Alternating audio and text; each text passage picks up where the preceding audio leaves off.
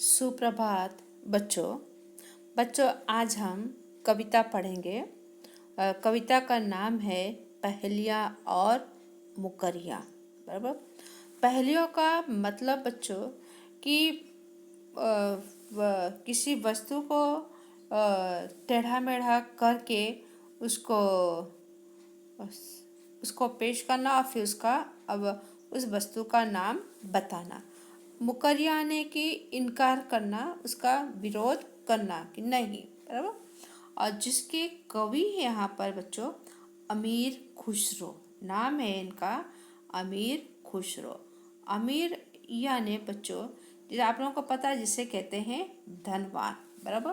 तो अमीर खुसरो अपने समय के बड़े धनवान कवि थे, यानी कि धन के मामले में नहीं, ज्ञान के मामले में बड़े धनवान थे। बराबर। तो आदिकाल में जिसे आप लोगों ने नाम सुना होगा, जिससे पृथ्वीराज रासो और चंद्रवरदाई। तो उस समय के आदिकाल के समय के महान कवि, और इनकी जो रचनाएं होती थी वो मनोरंजक रचनाएं इन्होंने लिखा है। तो बच्चों जो अमीर खुसरो हैं वह 13वीं शताब्दी के आरंभ में, जब दिल्ली का राज सिंहासन मुगल वंश के सुल्तान के अधीन हो रहा था और सैफुद्दीन नामक एक सरदार बलकर हजार से मुगलों के अत्याचार के कारण भागकर वह भारत आया और भारत में उत्तर प्रदेश के पटियाली नामक गांव में वो रहने लगा और वहीं पर अमीर खुसरो का जन्म सन 1253 ईस्वी में हुआ। और इनका वास्तविक नाम इनके पिता ने अबुल हसन यमउद्दीन मोहम्मद था, लेकिन अमीर खुसरो बुद्धि से बहुत तेज व्यक्ति थे। और अमीर खुसरो ने प्रथम मुस्लिम कवि थे जिन्होंने हिंदी शब्दों का खुलकर प्रयोग किया। वह पहले व्यक्ति थे जिन्होंने हिंदी, हिंदवी और फारसी में एक साथ लिखा। 7 वर्ष की अवस्था में खुसरो के पिता का देहांत हो जाता है। बच्चों, अमीर खुसरो एक खड़ी बोली हिंदी के प्रथम कवि माने जाते हैं। ब्रज और अवधी को मिलाकर इन्होंने काव्य रचना करने का आरंभ इन्होंने ही किया है। और हिंदी साहित्य के दूसरे जो लेखक हैं डॉक्टर राम कुमार वर्मा ने इनको अवधी का प्रथम कवि कहा है। तो ये अपनी पहेलियों की रचना के कारण सर्वाधिक अधिक प्रसिद्ध हुए हैं। कौन प्रसिद्ध हुए हैं? अमीर खुसरो। बच्चों, किशोर अवस्था माने छोटे से उम्र में ही इन्होंने कविता लिखना आरंभ किया और 20 वर्ष के होते होते ये कवि के रूप में प्रसिद्ध हो गए। महान संगीत अमीर खुसरो का नाम संगीत प्रेमी कभी भी भुला नहीं सकते। संगीत को आधुनिक रूप प्रदान करने में अमीर खुसरो का बहुत बड़ा योगदान रहा है। उसके बाद वह अलाउद्दीन खिलजी के पास चले गए। अलाउद्दीन खिलजी स्वयं एक बहुत बड़े संगीतकार थे। अलाउद्दीन खिलजी ने अमीर खुसरो को राज्य का गायक नियुक्त कर दिया और अमीर खुसरो अलाउद्दीन खिलजी के शायरी और प्रतिदिन नए नए गजल सुनाते रहते थे। अलाउद्दीन खिलजी के दरबार में कई अन्य संगीतज्ञ थे, लेकिन उन सभी संगीतज्ञ में से जो अमीर खुसरो को उनके दरबार में सर्वोच्च स्थान प्राप्त हुआ। अमीर खुसरो ने उन सभी के लोगों की रुचि का अध्ययन किया और उसके अनुकूल उन्होंने नए वाद्य, राग, गीत और तालों की रचना की। बच्चों, आधुनिक काल में लोकप्रिय गीत छोटा ख्याल के आविष्कार करने का श्रेय अमीर खुसरो को ही जाता है। कुछ विद्वानों के कथानुसार उन्होंने छोटा ख्याल, कव्वाली तथा तराना तीनों का आविष्कार खुसरो ने किया है। उनके सभी तराने प्रातः एक ताल में होते थे तथा उसमें फारसी भाषा के शेर भी होते थे।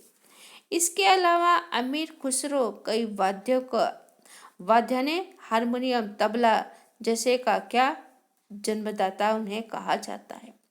जो दक्षिण राज्य का वीणा था, जिसे 4 तार होते, बराबर क्या 4 तार होते, उन तार बराबर उन 4 तारों की जगह 3 तार लगाए और उसका नाम सतार दिया। सा का अर्थ फारसी भाषा में 3 होता है। इसी सतार का नाम धीरे धीरे बदलकर सितार हो गया। किस पर से सितार आया? सह तार पर से सितार आया। तबले का संबंध भी अमीर खुसरो के इसके आविष्कार इन्होंने किया है। अमीर खुसरो कई भाषाओं के जानकार भी थे। लगभग 12 वर्ष की उम्र से ही वे कविता लिखने लगे। उन्होंने बहुत सारी पहेलियां बनाई, जिनमें से अधिकांश लगभग 750 वर्षों के बाद आज भी प्रचार में है। जैसे खेत में उपजे सब कोई खावे, घर में होवे घर खा जावे। यानी खेत में जो फसलें उगती है सभी लोग खाते हैं, लेकिन घर में जो उपजता है वो घर को ही क्या करता है? खत्म कर देता है। अरे घर में क्या उपजता है? घर में बच्चों लड़ाई झगड़े जब होते हैं तो आपस में फूट हो जाती है, बराबर। तो वैसे दूसरी एक पहेली है अचरज बगल एक बनाया, अचरज बगला एक बनाया, ऊपर नील तले घर छाया, बांस न बल्ली बंधन गने, कह खुसरो कैसे बने घर। यानी आसमान, बराबर। कहते हैं कई बार कि ऊपर आसमान और नीचे धरती और बीच में इंसान रहता है। तो विद्वानों का मानना है कि उन्होंने फारसी और संगीत पर 11 किताबें लिखी, जिनमें से कुछ उपलब्ध हैं, बराबर। बच्चों, सन 1334 में अमीर खुसरो के गुरु निजामुद्दीन औलिया का निधन हो जाने से उन्हें बहुत दुख हुआ। उसी समय से समाज से अलग रहने लगे। गुरु के जाने के बाद अपना जीवन भार स्वरूप उन्हें लगने लगा। किसको लगने लगा? अमीर खुसरो को उन्हें अपना जीवन बहुत भारीपन लगने लगा और 1335 में उनकी मृत्यु हो गई। दिल्ली में उनकी कब्र उनके उस्ताद के पैरों की तरफ बनाई गई। उस्ताद कौन? उनके गुरु। जैसे उनको पता चला कि अमीर खुसरो को कि उनके गुरु का देहांत हो गया, तो उनके पैरों के पास जा कर के सिर पटक पटक करके वो बहुत रोए। और फिर ऐसा कि 6 महीने तक ऐसा चला। उसके बाद वहीं पर अमीर खुसरो की मृत्यु हो जाती है। तो उनके पैरों के पास ही अमीर खुसरो की भी समाधि वहीं बनाई गई है। तो बच्चों, तो आइए हम देखते हैं यहाँ पर जो कविता है, बराबर। तो ये हमने चर्चा तो कर लिया है लगभग कि आदिकाल की राजाश्रय परंपरा से सर्वथा मुक्त अमीर खुसरो की कविताएं लोक जीवन का रंगों में रंगी हुई है। उनकी जो कविताएं हैं लोगों के जीवन से जुड़ी हुई होती हैं। उनकी हल्की फुल्की रचनाओं में ज्ञान के साथ साथ मनोविनोद की सुंदर सामग्री प्रस्तुत की गई है। मनोविनोदाने आनंद, उनकी जो रचनाएं होती हैं, रचनाओं में उनके ज्ञान तो होते हैं, ज्ञान के साथ साथ क्या हंसी मजाक भी होता है। संकलित पहेलियों मुकरियों में मानव मन की जिज्ञासा ने जानने, जो उनकी पहेलियां हैं, जो मुकरियां जो उन्होंने संग्रहित किया है, वो सब जो भी है कुतूहल रहस्य का विनोदपूर्ण शैली में उद्घाटन किया गया है। छोटी छोटी रचनाओं में गहरे अर्थ, कि भले उनकी रचनाएं छोटी होती लेकिन उसके अर्थ बड़े महत्वपूर्ण होते हैं। कवि ने अपने कला कौशल का अच्छा परिचय दिया है।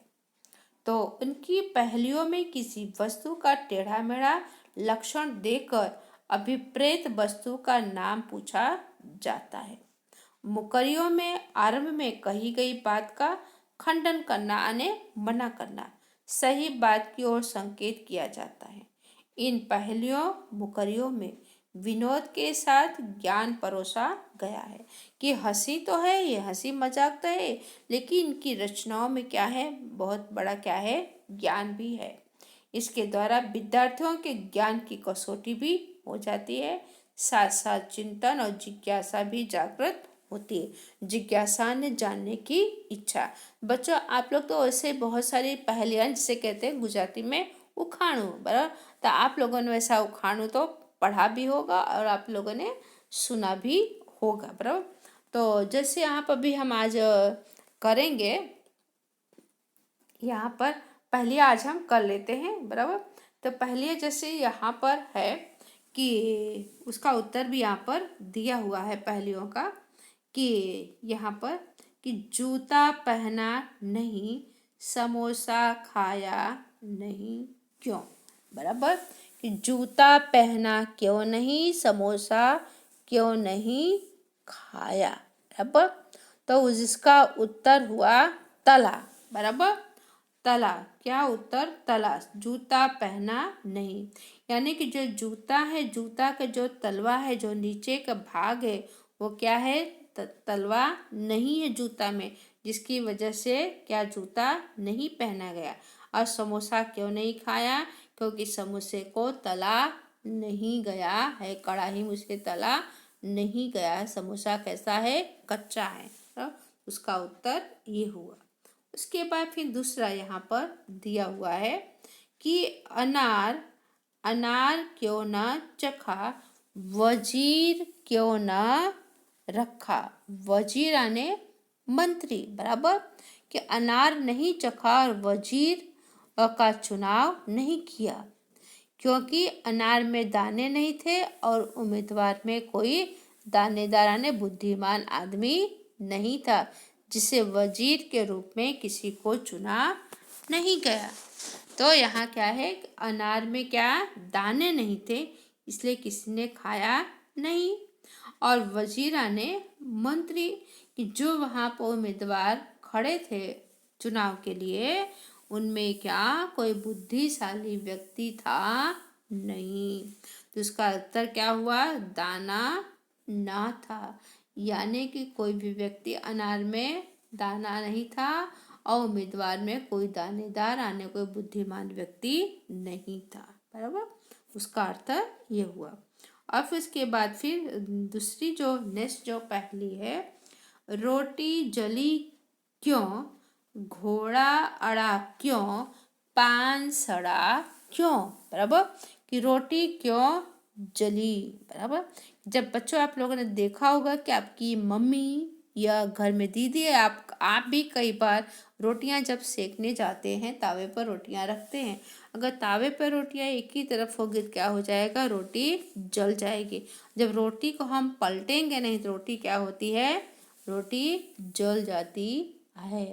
तो वैसे यहाँ पर क्या हुआ है कि घोड़ा अड़ा क्यों, बराबर, अगर घोड़े को एक ही जगह बांध के रखेंगे, बराबर, तो घोड़े पर सवारी नहीं करेंगे तो घोड़ा कैसा हो जाएगा, अडियल हो जाएगा, तो उसके अंदर स्फूर्ति रहेगी नहीं, यानी घोड़े को भी क्या करना पड़ेगा, उसे समय समय से उसको घुमाना पड़ेगा, उसकी जगह से उसको हटाना पड़ेगा। पान सड़ा क्यों, बच्चों आप लोगों ने देखा होगा कि जब पान के गल्ले पर जाते हैं तो पान बनाने वाला व्यक्ति अपने पान को क्या करता है, बार बार पान को पलटता रहता, देखता रहता है। उसे पता चलता है कि कौन सा पान खराब होने जा रहा है, उस पान को क्या करता है, जल्दी उपयोग में ला लेता है। अगर पान को पलटे नहीं, पान को फेरे नहीं, तो क्या हो जाएगा, पान सड़ जाएगा, खराब हो जाएगा। तो यहाँ पर उत्तर दिया है फेरा न था। रोटी क्यों जल गई, क्योंकि रोटी को नहीं फेरा। घोड़ा क्यों अड़ा रहा, अड़ियल क्यों था, क्योंकि उसको नहीं फेरा गया। पान क्यों सड़ा, क्योंकि पान को फेरा नहीं गया था। तो अब यहाँ पर लास्ट जो अंतिम यहाँ पर दिया हुआ है, जो पहली है, एक नारी के दो बालक, दोनों एक ही रंग। तो बता, नार आने नारी, कि एक नारी के क्या, दो बच्चे हैं और दोनों का रंग कैसा है, एक जैसा ही है। एक फिरे एक ठाढ़ा रहे, ठाढ़ा आने खड़ा रहे। एक घूमता है एक वैसा ही खड़ा रहता है। फिर भी दोनों संग, कि एक घूम रहा है एक चल रहा है, लेकिन एक क्या वैसा ही, लेकिन फिर भी दोनों क्या रहते हैं, साथ में रहते हैं। बच्चों, आप लोगों ने देखा होगा जिसे कहते हैं कि घर घंटी, बराबर। घर घंटी आप लोगों ने देखा होगा। घर घंटी के अंदर क्या पत्थर होता है, दो पत्थर होते, एक ऊपर होता है एक नीचे होता है। तो नीचे का जो पत्थर होता है वैसा वो कैसा रहता है, वैसा ही वो खड़ा रहता है। लेकिन ऊपर का जो पत्थर होता है क्या होता है, वो चलता रहता है। आपने देखी होगी घर घंटी।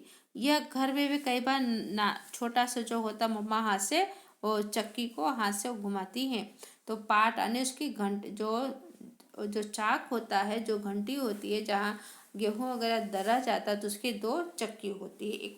एक मतलब ऊपर होता है एक नीचे होता है, एक घूमता है और एक घूमता नहीं, अन्य चक्की के दो पार्ट पर। तो बच्चों, आज हम इतना ही करेंगे। बाकी आने वाले समय में आगे जो काव्य बाकी उसकी चर्चा करेंगे। धन्यवाद।